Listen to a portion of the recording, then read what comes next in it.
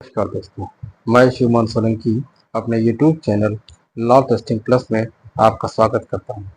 आज मैं आपसे संपत्ति अंतरण अधिनियम 1882 के ऊपर चर्चा करूंगा। आज की चर्चा का विषय है संपत्ति अंतरण अधिनियम में प्रॉपर्टी के ट्रांसफर होने के विषय में बताया गया है। उसमें ट्रांसफर करने के विभिन्न मोडों के विषय में चर्चा की गई है।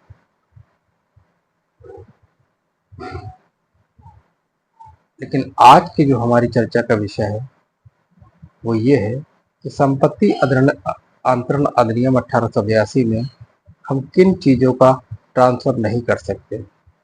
इसके विषय में सेक्शन 6 बताता है, जहाँ पर इसका मार्जिनल नोट कहता है कि what may be transfer, property of any kind may be transferred.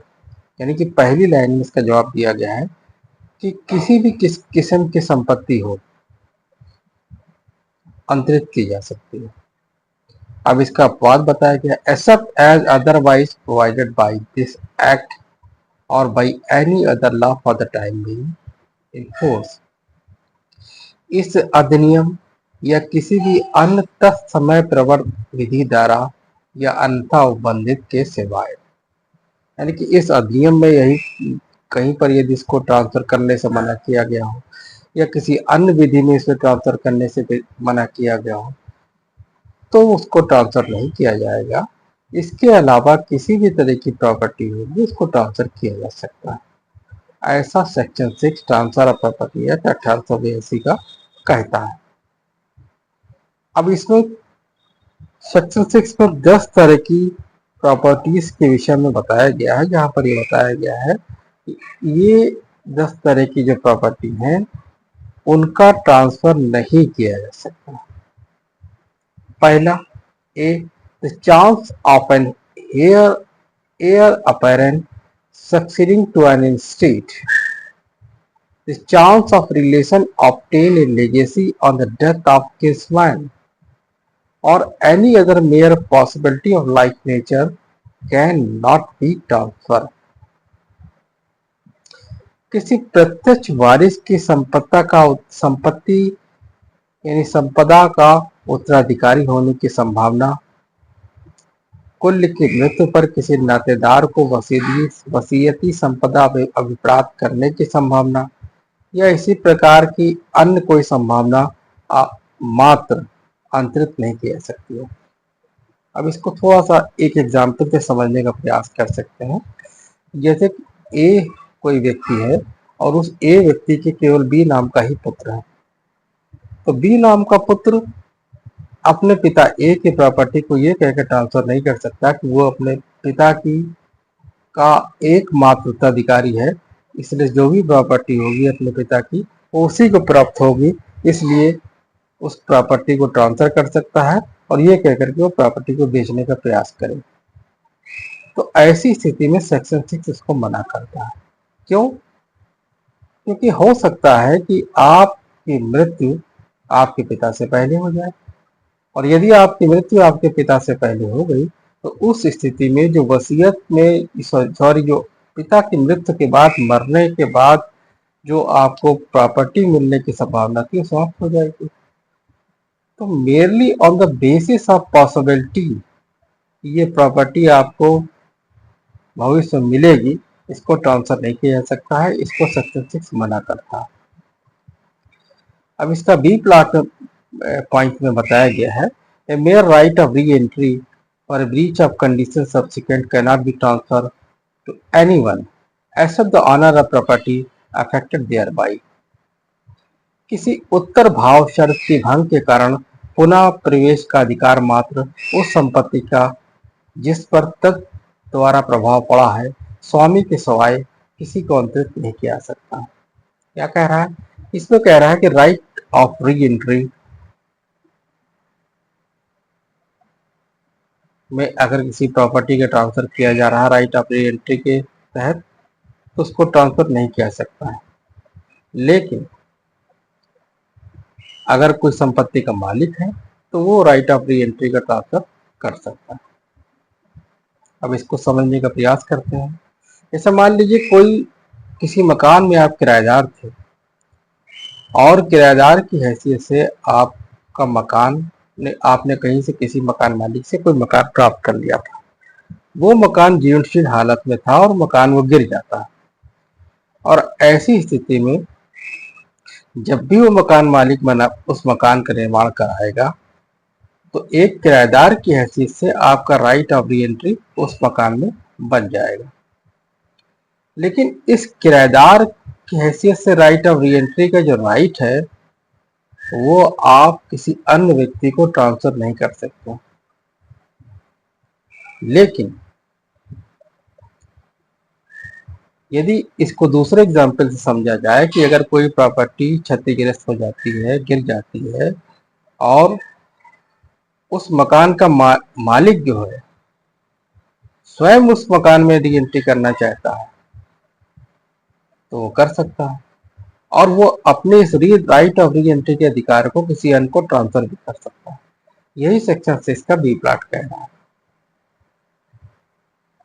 इसके सी प्लस पॉइंट ये कहता है कि an easement can not be transferred approx of the dominant heritage.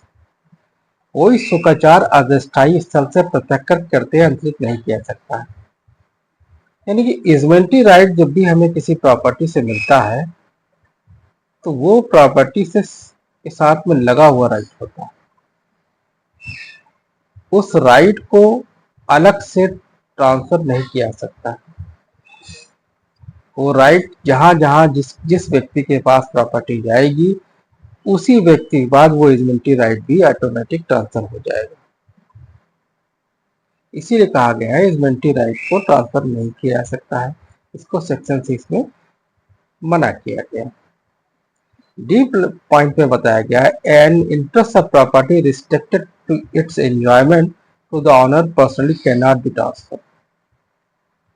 संपत्ति में कोई ऐसा हित जो उपयोग में स्वामी स्वयं स्वामी तक ही निर्बंधित है। संपत्ति में का ऐसा हित जो उपयोग में स्वयं स्वामी तक ही निर्बंधित है उसके द्वारा अंतरित नहीं किया सकता। यानी कि यदि किसी प्रॉपर्टी में आपको लाइफ इंटरेस्ट दिया गया है कि आप अपने जीवन काल तक उसको इस्तेमाल कर सकते हैं, उसका उपयोग कर सकते हैं, उपभोग कर सकते हैं, आपको एब्सोल्यूट राइट नहीं दिया गया है, तो ऐसी स्थिति में आप उस प्रॉपर्टी के उस राइट को ट्रांसफर नहीं कर सकते। डबल डी है अगला point, right to future maintenance in whatsoever manner arising secured or determined cannot be transferred। भावी भरण पोषण का अधिकार चाहे वह किसी भी रीत में उद्भूत हो, प्रतिभूत हो, अवतरित हो, अंतरित नहीं किया सकता। यानी कि भविष्य में मिलने वाली भरण पोषण की धनराशि का हम ट्रांसफर नहीं कर सकते, क्योंकि हो सकता है कल आप न रहें और जैसे ही आपकी मृत्यु हो जाएगी तो भरण पोषण का अधिकार समाप्त हो जाएगा। तो हम किसी को ये नहीं कह सकते कि अगले 2 साल के भरण पोषण के राइट को मैं आपको ट्रांसफर कर रहा हूँ, क्योंकि आपकी जीवन का कोई ठिकाना ही नहीं है। इसलिए सेक्शन 6 ने इसको राइट ऑफ फ्यूचर मेंटेनेंस को ट्रांसफर करने से मना किया। Mere right to can not be transfer. वाद लाने का अधिकार मान तंत्रित नहीं किया सकता। अगर किसी प्रॉपर्टी पर या किसी भी चीज पर आपको वाद लाने का अधिकार मिला है तो आप अपने इस अधिकार को किसी अन्य व्यक्ति को ट्रांसफर नहीं कर सकते।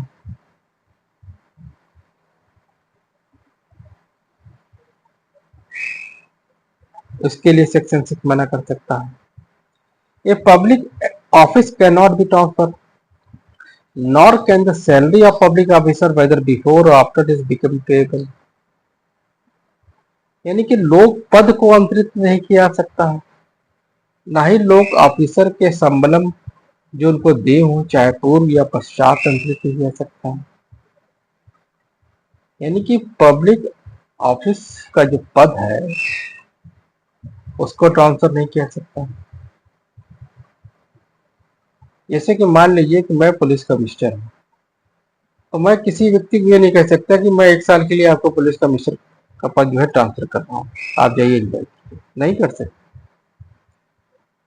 और ना ही उस पद से मिलने वाली सैलरी को मैं ट्रांसफर कर सकता हूँ। उसके लिए भी सेक्शन 6 मना करता है। Stipend allowed of military level air force and civil prisoner of government and political pension cannot be answer. सरकार के सैनिक, नौसैनिक, वायुसैनिक, सिविल पेंशन भोगियों को जो पेंशन अनुज्ञात है और जो राजनीतिक पेंशन है उनको भी ट्रांसफर नहीं किया सकता, यानी पेंशन को भी ट्रांसफर करने से मना किया गया है। आगे बताया गया है, no transfer can be made, number 1, if so far as it opposed to the nature of interest affected thereby, or for an unlawful object or considered with the meaning of section 3 of Indian Contract Act, or to a person legally disqualified to be transferred। कोई भी अंतरण जहां पर तद द्वारा उस हित का जिस पर प्रभाव पड़ा प्रकृति के प्रतिकूल हो, अपोज टू पॉलिसी हो, या फिर आपको लीगली डिस्क्वालिफाइड किया गया ट्रांसफर करने के लिए, तो आप ट्रांसफर नहीं कर सकते।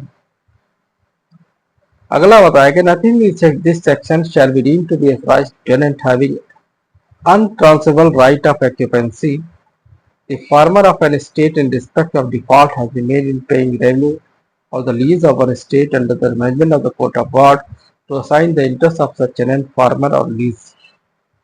इस धारा की कोई भी बात अधिभोग का अंतरणीय अधिकार रखने वाले किसी अभिधारी को उस संपदा के फार्मर को जिसे संपदा के राजस्व देने के लिए व्यतिक्रम हुआ है, या किसी प्रतिपाल अधिकरण के प्रबंध के अधीन किसी संपदा के पट्टेदार को ऐसे अभिधारी, फार्मर या पट्टेदार के नाते अपने हित का संरक्षण के बारे में प्रतिकृत करने वाली नहीं समझी जाएगी।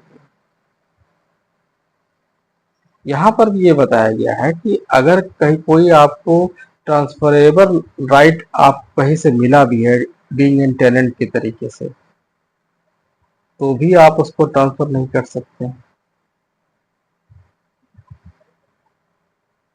अगर कोई रेवेन्यू देने वाली जमीन है उसका भी आप ट्रांसफर नहीं कर सकते।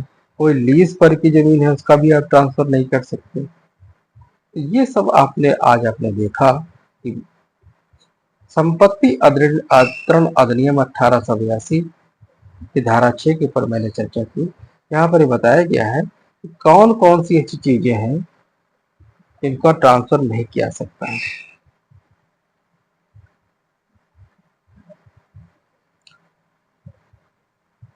इसमें मध्यवर्ती लाभ को वसूलने का अधिकार, मत दावा करने का अधिकार है, अतः ये भी हस्तांतरणीय नहीं है।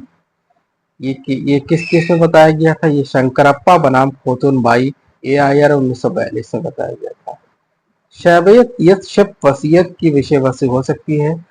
वसीयत चूंकि अंतरणीय नहीं होता, इस धारा 6 गाह के बंद लागू नहीं होते हैं। एस रतिलाम बनाम LS मरियप्पन AIR 2007। तो ये आज आपने देखा कि संपत्ति अंतरण अधिनियम के ऊपर मैंने आपसे चर्चा की कि कौन कौन सी प्रॉपर्टी है इनका ट्रांसफर नहीं किया सकता। भविष्य में मैं आने वाले लेक्चर में TPA के अन्य सेक्शन के ऊपर चर्चा करूंगा। यदि आपको मेरा चैनल समझ में आता है तो कृपया इसे लाइक करें, सब्सक्राइब करें, शेयर करें, कमेंट करें। तब तक के लिए जय हिंद, जय भारत।